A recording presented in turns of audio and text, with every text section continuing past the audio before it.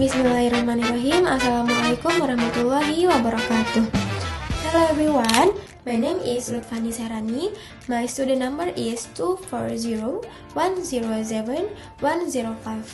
And today I would like to share my talk on two videos about plastic pollution. The first video is the title, The Smallest Solution to One of Bigger Problems. And it talks about tiny organisms that might help break down plastic waste. And the second video is the title, Confused About Recycling? It's Not Your Fault. And this video explains why recycling is often more complicated than people think. And although the video focus on different topics, they both show how serious the plastic pollution has become and why we need better solution.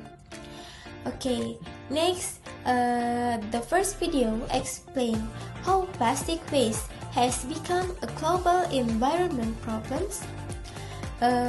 Plastic is usable because it is cheap, light, and durable. However, the same qualities make it difficult to break down in nature. As a result, plastic can remain in the environment for hundreds of years. And the most interesting part of the video is the discovery of tiny organisms such as bacteria and insects that can help break down certain type of plastic. Scientists are studying these organisms because they may help reduce plastic waste in the future. What impressed me most is that something so small could potentially help solve such as environmental problems.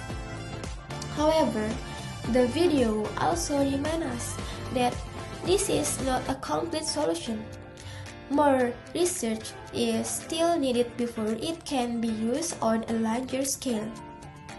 Okay, and next video, the second video focus on recycling and explain why many people are confused about it. Many people think that putting plastic into recycling bin means it will definitely be recycled. However, the reality is much more complicated. Different plastic require different recycling process. Some are easy to recycle, while others are difficult or expensive. The video also explained that dirty plastic containers often cannot be recycled because of this challenge. A larger amount of plastic still ends up in landfills. The most important message from this video is the recycling is helpful, but it cannot solve the plastic crisis by itself. Reducing plastic use is just as important. And comparing the two videos, what I found interesting is the both video look at the same problem from different perspectives. The first video focus on a scientific solution and future possibilities, and the second video focus on the limitation of the recycling system we have today. One video gives us hope, while the other help us understand reality. Together, they show that solving plastic pollution requires both innovation and responsibility. And my reflection after watching both videos, I realized that plastic pollution is not only an environmental issue but also a human behavior issue. Before watching this video, I thought recycling was enough. Now I understand that reducing plastic use is equally important. This video made me think about my own habits, such as using plastic bottles, plastic bags, and other disposable products.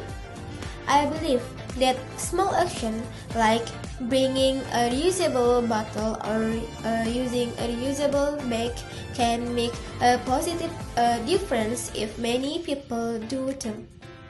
And the conclusion, these two videos taught me that there is no single solution to plastic pollution.